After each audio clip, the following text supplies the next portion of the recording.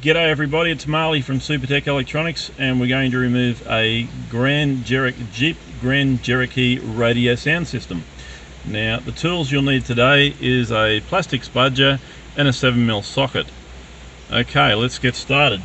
Now this section here we're going to remove first. Now this is all on plastic clips and it just clips straight over the radio, and we're going to start by lifting it in this area here. Like that. Ours is a little loose, but you may need to get your spudger in the top to loosen those clips.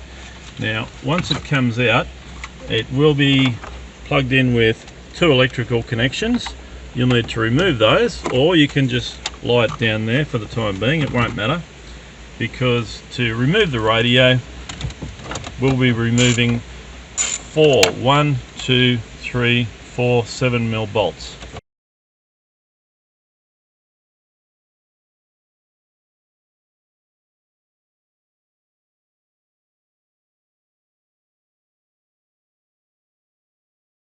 Okay, so once those 4 bolts are out, this radio will come out as a whole piece, just like that, and it will be connected with electrical connections.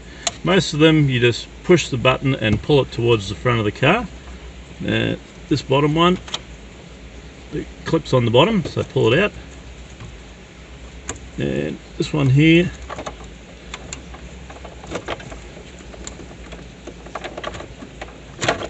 that and like that, and that radio is ready to send off to Supertech Electronics for repair.